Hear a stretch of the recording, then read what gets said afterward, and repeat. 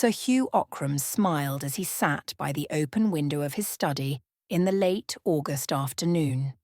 A curiously yellow cloud obscured the low sun, and the clear summer light turned lurid, as if it had been suddenly poisoned and polluted by the foul vapours of a plague. Sir Hugh's face seemed at best to be made of fine parchment drawn skin-tight over a wooden mask in which two sunken eyes peered from far within. The eyes peered from under wrinkled lids, alive and watchful like toads in their holes, side by side, and exactly alike. But as the light changed, a little yellow glare flashed in each. He smiled, stretching pale lips across discoloured teeth in an expression of profound self-satisfaction, blended with the most unforgiving hatred and contempt for the human doll. Nurse MacDonald, who was 100 years old, said that when Sir Hugh smiled, he saw the faces of two women in hell, two dead women he had betrayed. The smile widened. The hideous disease of which Sir Hugh was dying had touched his brain.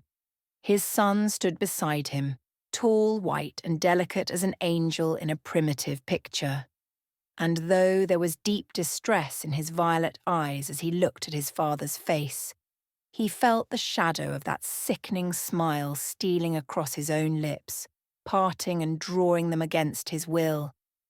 It was like a bad dream, for he tried not to smile and smiled the more. Beside him, strangely like him in her wan, angelic beauty, with the same shadowy golden hair, the same sad violet eyes, the same luminously pale face, Evelyn Warburton rested one hand upon his arm. As she looked into her uncle's eyes, she could not turn her own away, and she too knew that the deathly smile was hovering on her own red lips, drawing them tightly across her little teeth, while two bright tears ran down her cheeks to her mouth and dropped from the upper to the lower lip. The smile was like the shadow of death and the seal of damnation upon her pure, young face. "Of course," said Sir Hugh very slowly, still looking out at the trees. "If you have made your mind up to be married, I cannot hinder you, and I don't suppose you attach the smallest importance to my consent." "Father!" exclaimed Gabriel reproachfully. "Number, I do not deceive myself," continued the old man, smiling terribly. "You will marry when I am dead, though there is a very good reason why you had better not. Why you had better not," he repeated very emphatically, and he slowly turned his toad eyes upon the lovers. "What reason?" asked Evelyn in a frightened voice. "Never mind the reason, my dear. You will marry just as if it did not exist." There was a long pause. "Two gone," he said, his voice lowering strangely, "and two more will be four altogether for ever and ever, burning, burning, burning bright."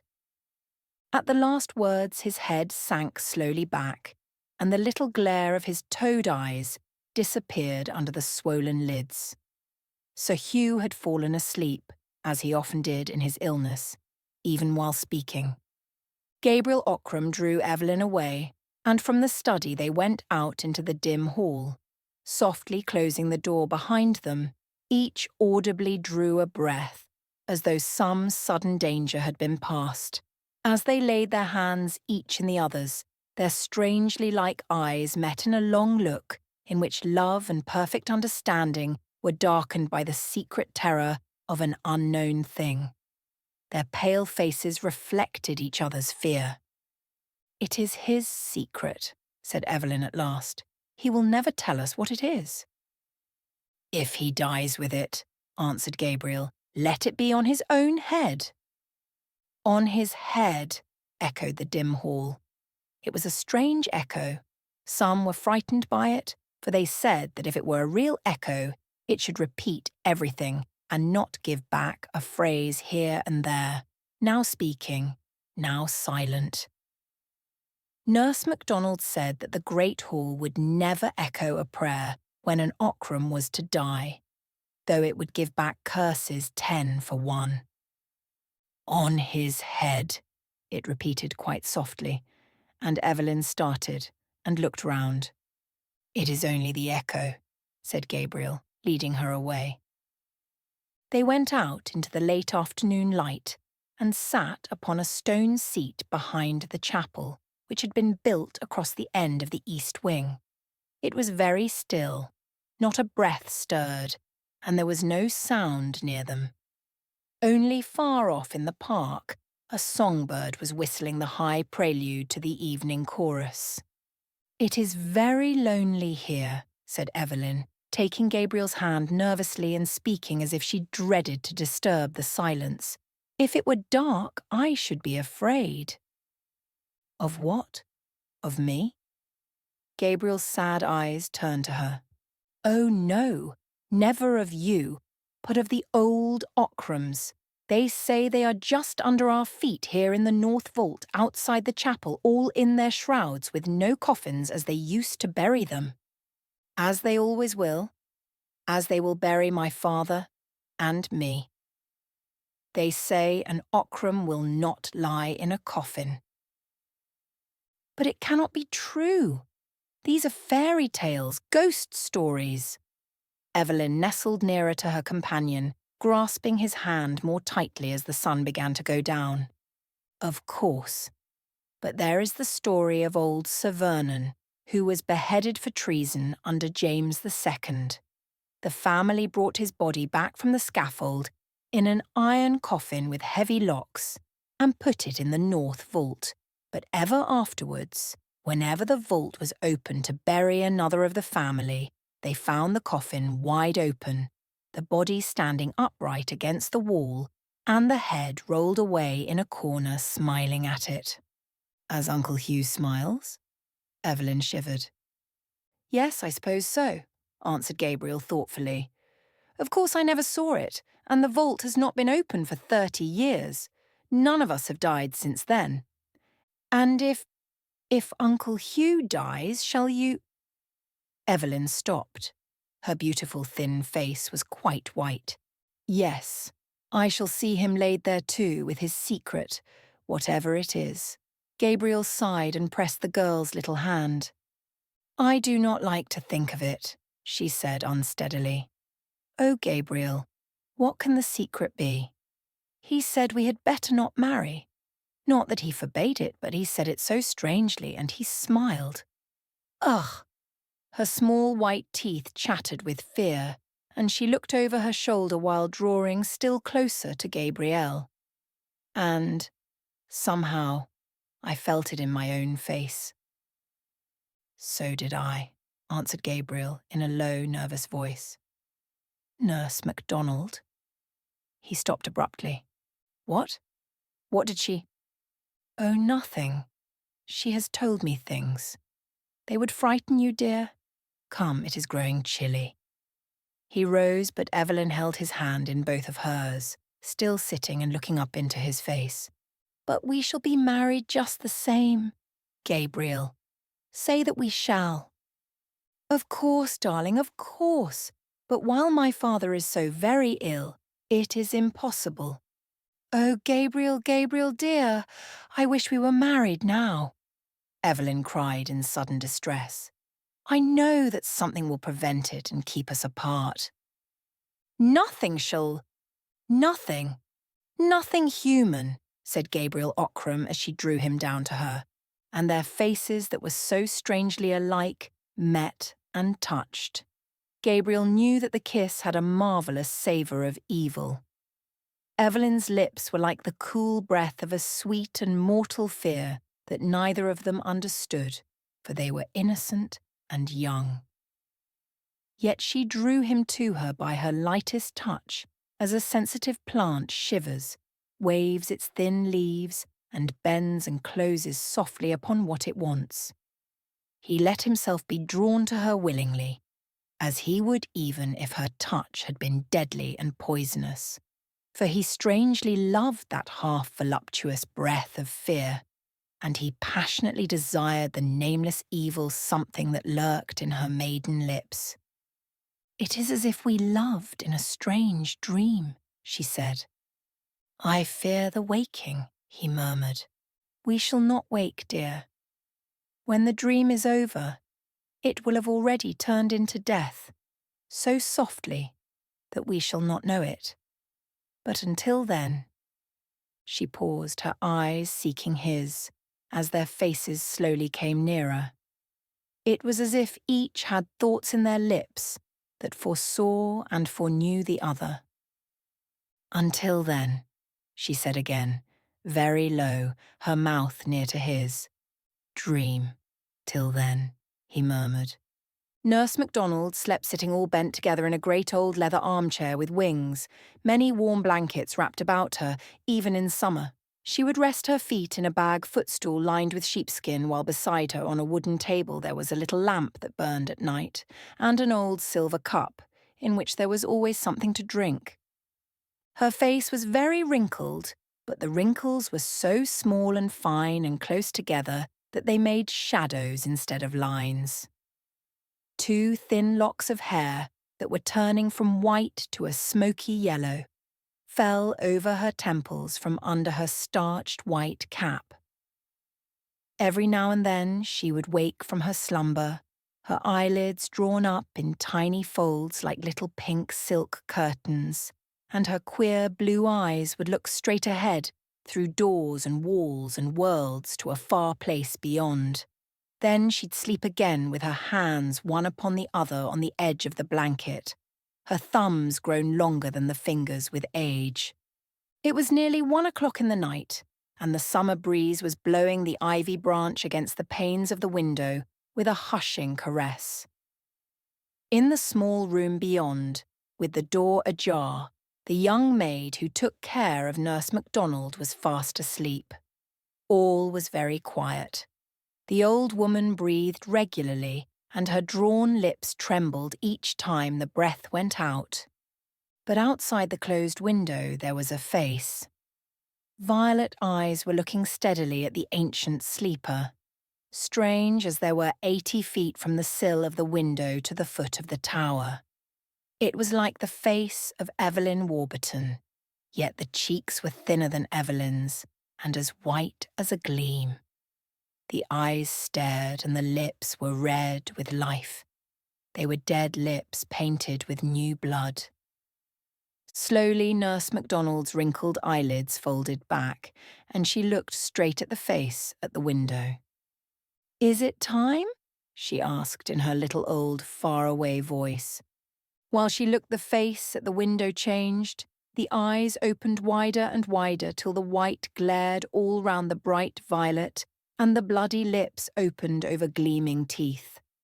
The shadowy golden hair surrounding the face rose and streamed against the window in the night breeze, and in answer to Nurse MacDonald's question came a sound that froze the living flesh. It was a low, moaning voice, one that rose suddenly, like the scream of storm. Then it went from a moan to a wail, from a wail to a howl, and from a howl to the shriek of the tortured dead. He who has heard it before knows, and he can bear witness that the cry of the banshee is an evil cry to hear alone in the deep night. When it was over and the face was gone, Nurse MacDonald shook a little in her great chair. She looked at the black square of the window, but there was nothing more there, nothing but the night and the whispering ivy branch. She turned her head to the door that was ajar, and there stood the young maid in her white gown, her teeth chattering with fright. "It is time, child," said Nurse MacDonald. "I must go to him, for it is the end." She rose slowly, leaning her withered hands upon the arms of the chair as the girl brought her a woolen gown, a great mantle and her crutch stick. But very often the girl looked at the window and was unjointed with fear.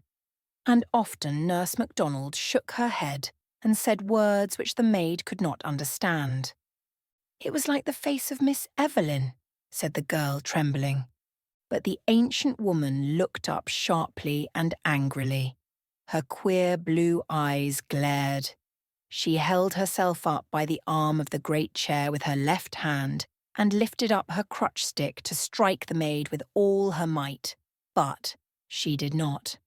"You are a good girl," she said, "but you are a fool. Pray for wit, child. Pray for wit, or else find service in a house other than Ockram Hall. Now bring the lamp and help me up." Each step Nurse MacDonald took was a labour in itself, and as she moved, the maid's slippers clappered alongside. By the clacking noise, the other servants knew that she was coming, very long before they saw her. No one was sleeping now, and there were lights and whisperings and pale faces in the corridors near Sir Hugh's bedroom. Often someone would go in and someone would come out, but everyone made way for Nurse MacDonald, who had nursed Sir Hugh's father more than 80 years ago. The light was soft and clear in the room. Gabriel Ockram stood by his father's bedside, and there knelt Evelyn Warburton, her hair lying like a golden shadow down her shoulder, and her hands clasped nervously together. Opposite Gabriel, a nurse was trying to make Sir Hugh drink, but he would not. His lips parted, but his teeth were set. He was very, very thin now, and as his eyes caught the light sideways, they were as yellow coals. "Do not torment him," said Nurse MacDonald to the woman who held the cup. "Let me speak to him, for his hour is come." "Let her speak to him," said Gabriel in a dull voice. The ancient nurse leaned to the pillow and laid the featherweight of her withered hand, that was like a grown moth, upon Sir Hugh's yellow fingers. Then she spoke to him earnestly, while only Gabriel and Evelyn were left in the room to hear. "Hugh Ockram," she said, "this is the end of your life, and as I saw you born, and saw your father born before you, I come to see you die. Hugh Ockram, will you tell me the truth?" The dying man recognised the little faraway voice. He had known all his life, and he very slowly turned his yellow face 40 Nurse MacDonald, but he said nothing. Then she spoke again. "Hugh Ockram, you will never see the daylight again. Will you tell the truth?" His toad-like eyes were not yet dull. They fastened themselves on her face. "What do you want of me?" he asked, each word sounding more hollow than the last. "I have no secrets. I have lived a good life." Nurse MacDonald laughed, a tiny cracked laugh that made her old head bob and tremble a little, as if her neck were on a steel spring. But Sir Hugh's eyes grew red, and his pale lips began to twist. "Let me die in peace," he said slowly. But Nurse MacDonald shook her head, and her brown, moth-like hand left his and fluttered to his forehead. "By the mother that bore you and died of grief for the sins you did, tell me the truth." Sir Hugh's lips tightened on his discoloured teeth. "Not on earth," he answered slowly. "By the wife who bore your son and died heartbroken, tell me the truth. Neither to you in life nor to her in eternal death." His lips writhed, as if the words were coals between them, and a great drop of sweat rolled across the parchment of his forehead. Gabriel Ockram bit his hand as he watched his father die, but Nurse MacDonald spoke a third time.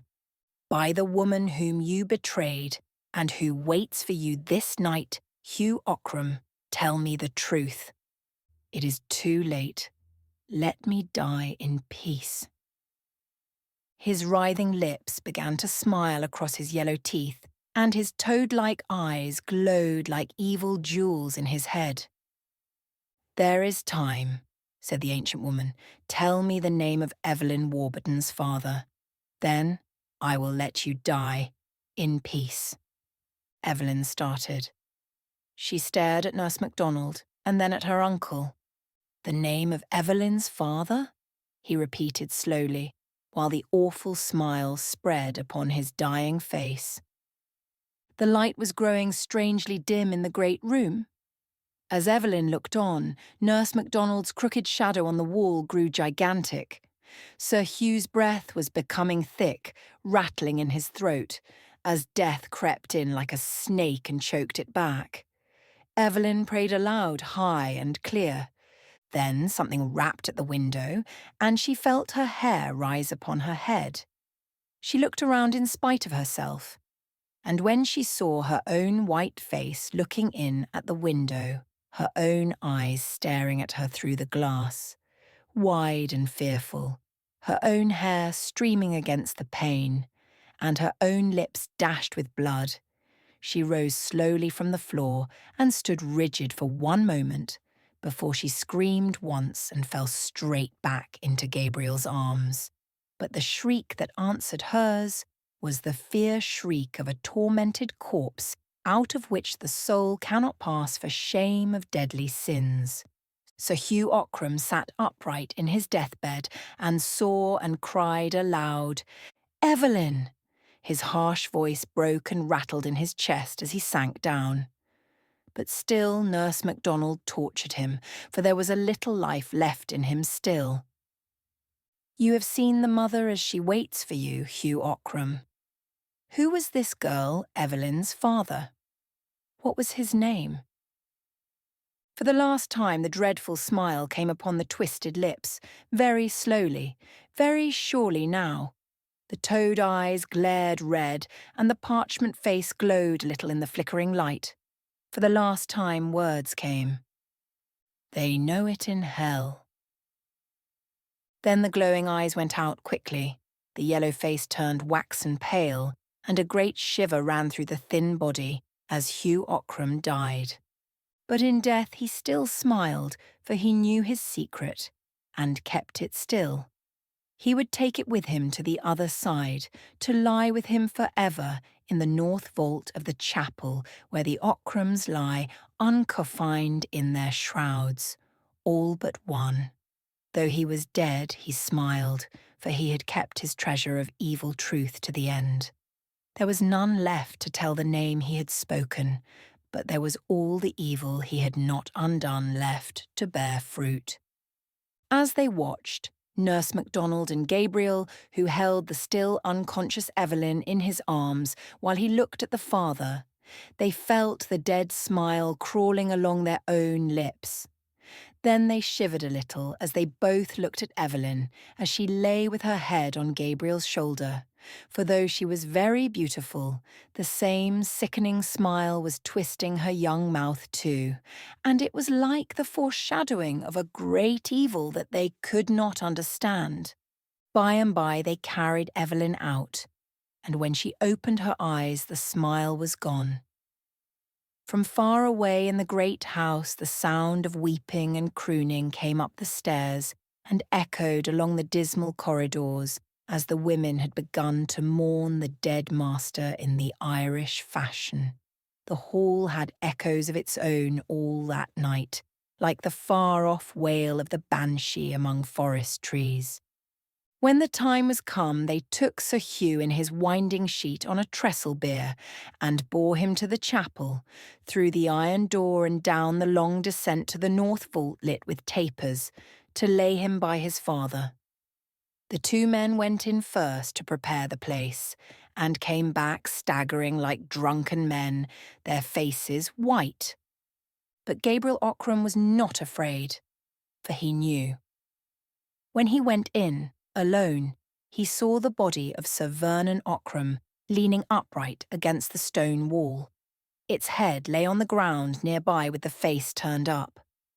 The dried leather lips smiled horribly at the dried-up corpse, while the iron coffin, lined with black velvet, stood open on the floor. Gabriel took the body in his hands, for it was very light, being quite dried by the air of the vault, and those who peeped in the door saw him lay it in the coffin again. They heard it rustle a little as it touched the sides and the bottom like a bundle of reeds. He also placed the head upon the shoulders and shut down the lid, which fell to with the snap of its rusty spring. After that, they laid Sir Hugh beside his father on the trestle bier on which they had brought him, and they went back to the chapel. But when they looked into one another's faces, master and men, they were all smiling with the dead smile of the corpse they had left in the vault. They could not bear to look at one another again until it had faded away. Gabriel Ockram became Sir Gabriel, inheriting the baronetcy with the half-ruined fortune left by his father, and Evelyn Warburton continued to live at Ockram Hall, in the south room that had been hers ever, since she could remember.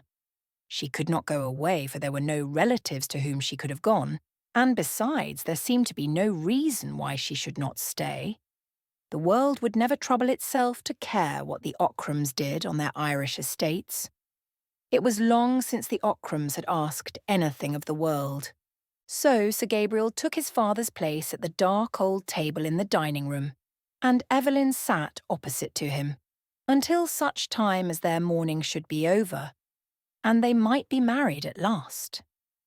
Meanwhile, their lives went on as before, since Sir Hugh had been a hopeless invalid during the last year of his life, and they had seen him but once a day for a little while, spending most of their time together in a strangely perfect companionship. Though the late summer saddened into autumn, and autumn darkened into winter, and storm followed storm, and rain poured on rain through the short days and the long nights, Ockram Hall seemed less gloomy, since Sir Hugh had been laid in the north vault beside his father.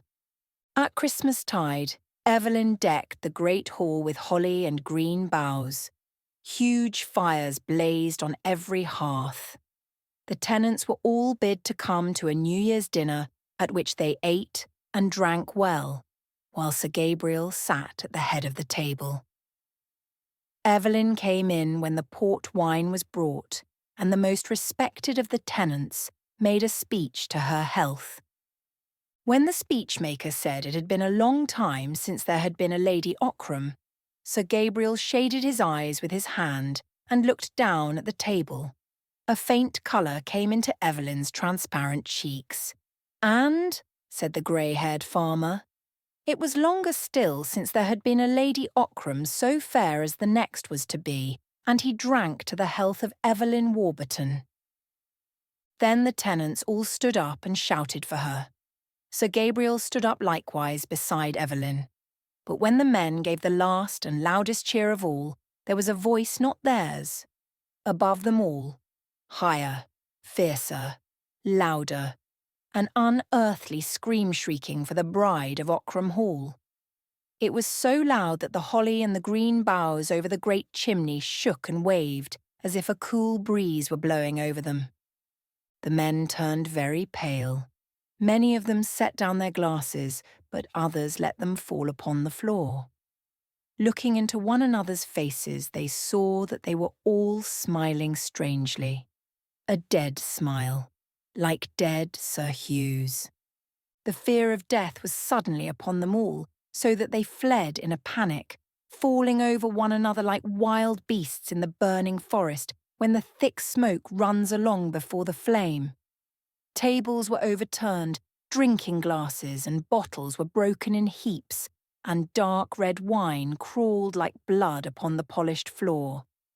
Sir Gabriel and Evelyn were left standing alone at the head of the table before the wreck of their feast, not daring to turn to look at one another, for each knew that the other smiled. But Gabriel's right arm held her, and his left hand clasped her tight as they stared before them. But for the shadows of her hair, one might not have told their two faces apart.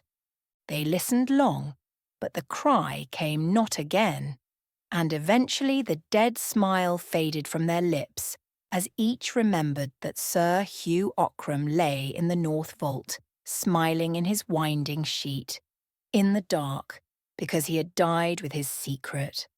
So ended the tenants' New Year's dinner. But from that time on, Sir Gabriel grew more and more silent, and his face grew even paler and thinner than before. Often without warning and without words, he would rise from his seat as if something moved him against his will. He would go out into the rain or the sunshine to the north side of the chapel, sit on the stone bench and stare at the ground as if he could see through it, through the vault below, and through the white winding sheet in the dark, to the dead smile that would not die. Always when he went out in that way, Evelyn would come out presently and sit beside him. Once, as in the past, their beautiful faces came suddenly near.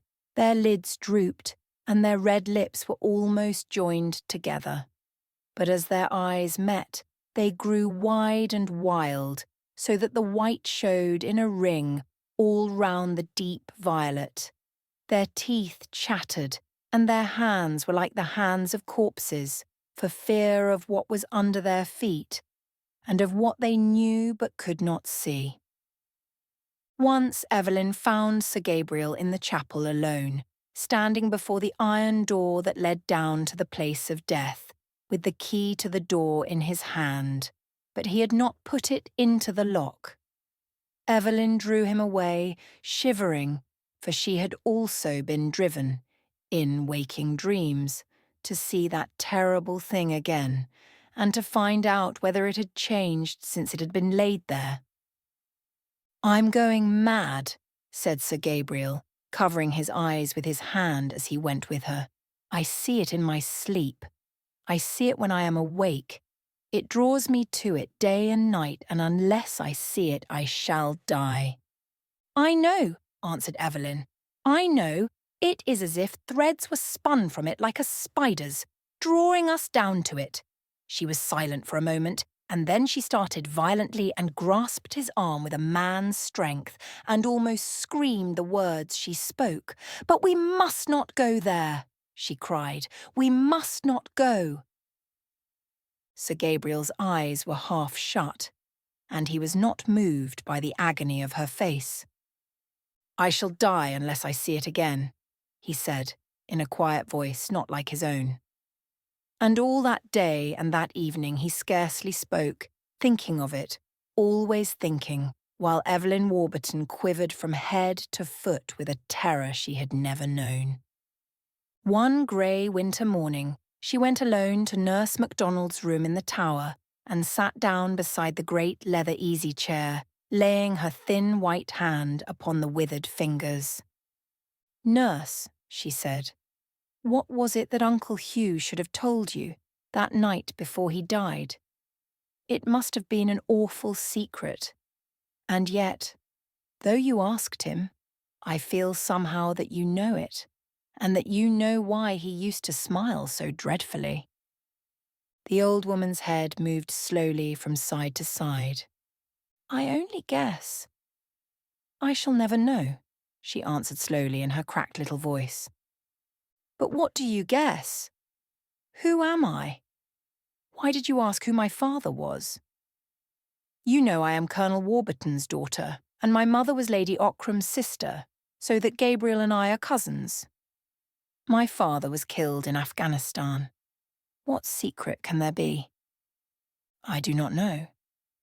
I can only guess." "Guess what?" asked Evelyn imploringly, pressing the soft, withered hands as she leaned forward. But Nurse MacDonald's wrinkled lids dropped suddenly over her queer blue eyes, and her lips shook a little with her breath, as if she were asleep. Evelyn waited. By the fire, the Irish maid was knitting fast. Her needles clicked like 3 or 4 clocks ticking against each other. But the real clock on the wall solemnly ticked alone, checking off the seconds of the woman who was 100 years old and had not many days left. Outside, the ivy branch beat the window in the wintry blast, as it had beaten against the glass 100 years ago. Then, as Evelyn sat there, she felt again the waking of a horrible desire, the sickening wish to go down, down to the thing in the north vault, and to open the winding sheet, and see whether it had changed, and she held Nurse MacDonald's hands, as if to keep herself in her place and fight against the appalling attraction of the evil dead.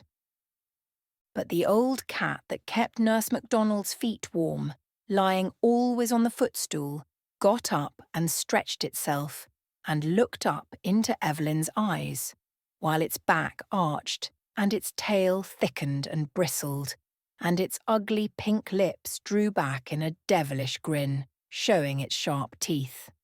Evelyn stared at it, half fascinated by its ugliness.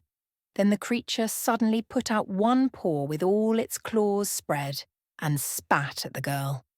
All at once the grinning cat was like the smiling corpse far down below. Evelyn shivered down to her small feet and covered her face with her free hand, lest Nurse MacDonald should wake and see the dead smile there, for she could feel it. The old woman had already opened her eyes again, and she touched her cat with the end of her crutch stick, whereupon its back went down and its tail shrunk, and it sidled back to its place on the footstool. But its yellow eyes looked up sideways at Evelyn, between the slits of its lids. "What is it that you guess, nurse?" asked the young girl again. "A bad thing, a wicked thing. But I dare not tell you, lest it might not be true, and the very thought should blast your life. For if I guess right, he meant that you should not know, and that you two should marry and pay for his old sin with your souls. He used to tell us that we ought not to marry." "Yes, he told you that, perhaps. But it was as if a man put poisoned meat before a starving beast and said, 'Do not eat,' but never raised his hand to take the meat away. And if he told you that you should not marry, it was because he hoped you would. For of all men living or dead, Hugh Ockram was the falsest man that ever told a cowardly lie, and the crudest that ever hurt a weak woman, and the worst that ever loved a sin." "But Gabriel and I love each other," said Evelyn very sadly. Nurse MacDonald's old eyes looked far away, at sights seen long ago, and that rose in the grey winter air amid the mists of an ancient youth. "If you love, you can die together," she said, very slowly. "Why should you live, if it is true? I am 100 years old. What has life given me? The beginning is fire, the end is a heap of ashes, and between the end and the beginning lies all the pain of the world. Let me sleep, since I cannot die." Then the old woman's eyes closed again, and her head sank a little lower upon her breast. So Evelyn went away and left her asleep, with the cat asleep on the footstool. The young girl tried to forget Nurse MacDonald's words, but she could not, for she heard them over and over again in the wind, and behind her on the stairs. And as she grew sick with fear of the frightful, unknown evil to which her soul was bound, she felt a bodily something pressing her, pushing her, forcing her on from the other side. She felt threads that drew her mysteriously, and when she shut her eyes, she saw in the chapel behind the altar the low iron door through which she must pass to go to the thing. As she lay awake at night, she drew the sheet over her face, lest she should see shadows on the wall beckoning to her. The sound of her own warm breath made whisperings in her ears, while she held the mattress with her hands to keep from getting up and going to the chapel. It would have been easier if there had not been a way thither through the library by a door which was never locked. It would be fearfully easy to take her candle and go softly through the sleeping house. The key of the vault lay under the altar behind a stone that turned. She knew that little secret. She could go alone and see. But when she thought of it, she felt her hair rise on her head. She shivered so that the bed shook. Then the horror went through her in a cold thrill that was agony again, like a myriad of icy needles boring into her nerves. The old clock in Nurse MacDonald's tower struck midnight. From her room she could hear the creaking chains and weights in their box in the corner of the staircase and the jarring of the rusty lever that lifted the hammer. She had heard it all her life. It struck 11 strokes clearly, and then came the 12th with a dull half-stroke, as though the hammer were too weary to go on and had fallen asleep against the bell. The old cat got up from the footstool and stretched itself. Nurse MacDonald opened her ancient eyes and looked slowly round the room by the dim light of the night lamp. She touched the cat with her crutch stick, and it lay down upon her feet. She drank a few drops from her cup and went to sleep again. But downstairs Sir Gabriel sat straight up as the clock struck, for he had dreamed a fearful dream of horror, and his heart stood still. He awoke at its stopping, and it beat again furiously with his breath, like a wild thing set free. No Ockram had ever known fear waking, but sometimes it came to Sir Gabriel in his sleep. He pressed his hands to his temples as he sat up in bed. His hands were icy cold, but his head was hot. The dream faded far, and in its place there came the master thought that racked his life. With the thought also came the sick twisting of his lips in the dark that would have been a smile. Far off, Evelyn Warburton dreamed that the dead smile was on her mouth, and awoke, starting with a little moan, her face in her hands, shivering. But Sir Gabriel struck a light and got up, and began to walk up and down his great room. It was midnight, and he had barely slept an hour, and in the north of Ireland, the winter nights are long. "I shall go mad," he said to himself, holding his forehead. He knew that it was true. For weeks and months the possession of the thing had grown upon him like a disease, till he could think of nothing without thinking first of that. And now, all at once, it outgrew his strength, and he knew that he must be its instrument or lose his mind. He knew that he must do the deed he hated and feared, if he could fear anything, or that something would snap in his brain and divide him from life while he was yet alive. He took the candlestick in his hand, the old-fashioned heavy candlestick that had always been used by the head of the house. He did not think of dressing, but went as he was, in his silk nightclothes and his slippers, and opened the door. Everything was very still in the great old house. He shut the door behind him and walked noiselessly on the carpet through the long corridor. A cool breeze blew over his shoulder and blew the flame of his candle straight out. Instinctively he stopped and looked round, but all was still, and the upright flame burned steadily. He walked on, and instantly a strong draught was behind him, almost extinguishing the light. It seemed to blow him on his way, ceasing whenever he turned, coming again when he went on. Invisible, icy. Down the great staircase to the echoing hall he went, seeing nothing but the flaring flame of the candle standing away from him over the guttering wax. The cold wind blew over his shoulder and through his hair. On he passed through the open door into the library dark with old books and carved bookcases.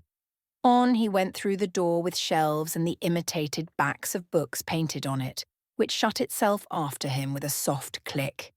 He entered the low-arched passage, and though the door was shut behind him and fitted tightly in its frame, still the cold breeze blew the flame forward as he walked. He was not afraid, but his face was very pale and his eyes were wide and bright, seeing already in the dark air the picture of the thing beyond. But in the chapel he stood still, his hand on the little turning stone tablet in the back of the stone altar. On the tablet were engraved the words Clavis Sepulchri Clarissimorum Dominorum de Ockram, the key to the vault of the most illustrious lords of Ockram. Sir Gabriel paused and listened.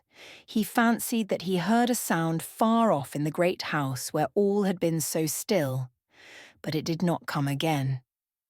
Yet he waited at the last and looked at the low iron door.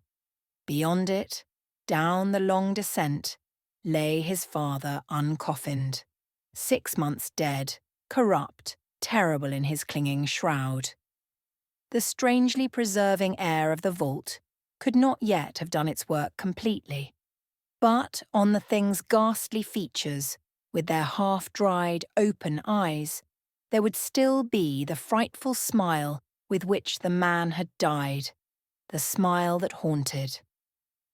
As the thought crossed Sir Gabriel's mind, he felt his lips writhing, and he struck his own mouth in wrath with the back of his hand so fiercely that a drop of blood ran down his chin, and another, and more, falling back in the gloom upon the chapel pavement. But still his bruised lips twisted themselves. He turned the tablet by the simple secret. It needed no safer fastening, for had each Ockram been coffined in pure gold, and had the door been open wide, there was not a man in Tyrone brave enough to go down to that place, save Gabriel Ockram himself, with his angel's face, his thin white hands, and his sad, unflinching eyes. He took the great old key and set it into the lock of the iron door. The heavy, rattling noise echoed down the descent beyond like footsteps, as if a watcher had stood behind the iron and were running away within, with heavy dead feet. And though he was standing still, the cool wind was from behind him and blew the flame of the candle against the iron panel. He turned the key. Sir Gabriel saw that his candle was short. There were new ones on the altar with long candlesticks, so he lit one and left his own burning on the floor. As he set it down on the pavement, his lip began to bleed again, and another drop fell upon the stones. He drew the iron door open and pushed it back against the chapel wall, so that it should not shut of itself while he was within, and the horrible draught of the sepulchre came up, out of the depths in his face, foul and dark. He went in, but though the fetid air met him, yet the flame of the tall candle was blown straight from him against the wind while he walked down the easy incline with steady steps, his loose slippers slapping the pavement as he trod. He shaded the candle with his hand, and his fingers seemed to be made of wax and blood as the light shone through them. And in spite of him, the unearthly draught forced the flame forward till it was blue over the black wick, and it seemed as if it must go out. But he went straight on, with shining eyes. The downward passage was wide, and he could not always see the walls by the struggling light, but he knew when he was in the place of death by the larger, drearier echo of his steps in the greater space, and by the sensation of a distant blank wall. He stood still, almost enclosing the flame of the candle in the hollow of his hand. He could see a little, for his eyes were growing used to the gloom. Shadowy forms were outlined in the dimness, where the biers of the Ockrams stood crowded together, side by side, each with its straight shrouded corpse, strangely preserved by the dry air, like the empty shell that the locust sheds in summer. And a few steps before him, he saw clearly the dark shape of headless Sir Vernon's iron coffin, and he knew that nearest to it lay the thing he sought. He was as brave as any of those dead men had been.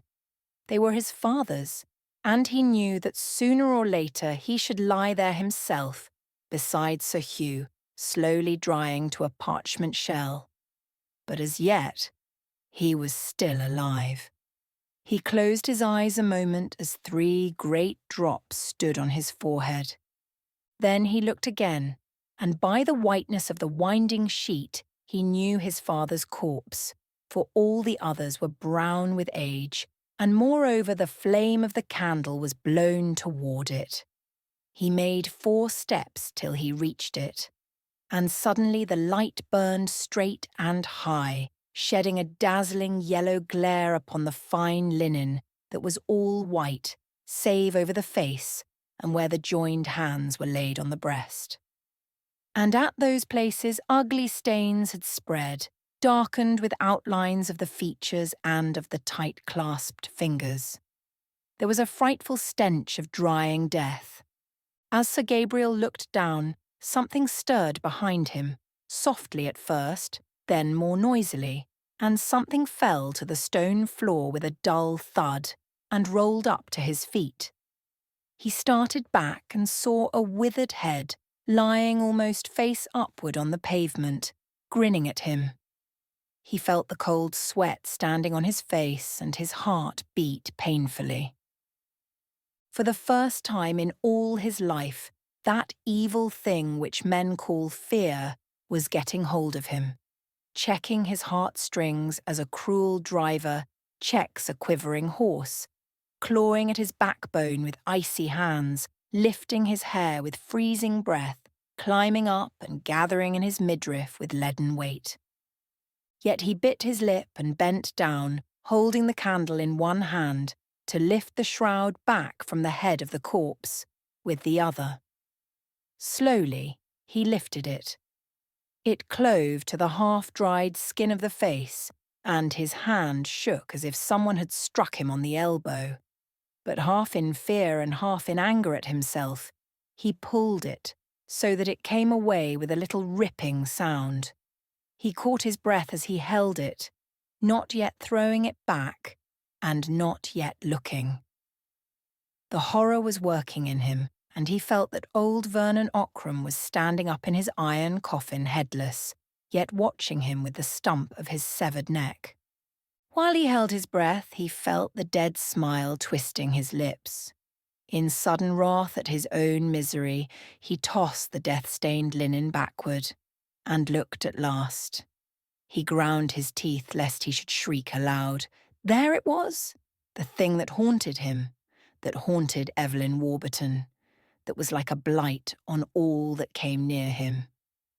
The dead face was blotched with dark stains, and the thin grey hair was matted about the discoloured forehead. The sunken lids were half open, and the candlelight gleamed on something foul where the toad eyes had lived. But yet the dead thing smiled, as it had smiled in life. The ghastly lips were parted and drawn wide and tight upon the wolfish teeth, cursing still, and still defying hell to do its worst, defying, cursing, and always and forever smiling alone in the dark. Sir Gabriel opened the sheet where the hands were. The blackened, withered fingers were closed upon something stained and mottled. Shivering from head to foot, but fighting like a man in agony for his life, he tried to take the package from the dead man's hold. But as he pulled at it, the claw-like fingers seemed to close more tightly. When he pulled harder, the shrunken hands and arms rose from the corpse with a horrible look of life following his motion. Then, as he wrenched the sealed packet loose at last, the hands fell back into their place, still folded. He set down the candle on the edge of the bier to break the seals from the stout paper. Kneeling on one knee to get a better light, he read what was within, written long ago in Sir Hugh's queer hand. He was no longer afraid. He read how Sir Hugh had written it all down, that it might perchance be a witness of evil and of his hatred. He had written how he had loved Evelyn Warburton, his wife's sister, and how his wife had died of a broken heart with his curse upon her. He wrote how Warburton and he had fought side by side in Afghanistan, and Warburton had fallen, but Ockram had brought his comrade's wife back a full year later, and little Evelyn, her child, had been born in Ockram Hall. And he wrote how he had wearied of the mother, and she had died like her sister with his curse on her, and how Evelyn had been brought up as his niece and how he had trusted that his son Gabriel and his daughter, innocent and unknowing, might love and marry, and the souls of the women he had betrayed might suffer yet another anguish before eternity was out. And, last of all, he hoped that someday, when nothing could be undone, the two might find his writing and live on, as man and wife, not daring to tell the truth for their children's sake and the world's word. This he read kneeling beside the corpse in the north vault, by the light of the altar candle. He had read it all, and then he thanked God aloud that he had found the secret in time. When he finally rose to his feet and looked down at the dead face, it had changed. The smile was gone from it, the jaw had fallen a little, and the tired, dead lips were relaxed.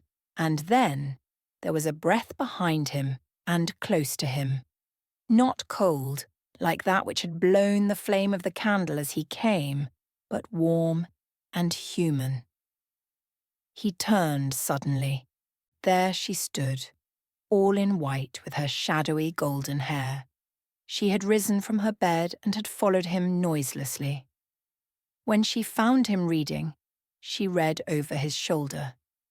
He started violently when he saw her, for his nerves were unstrung. Then he cried out her name in that still place of death.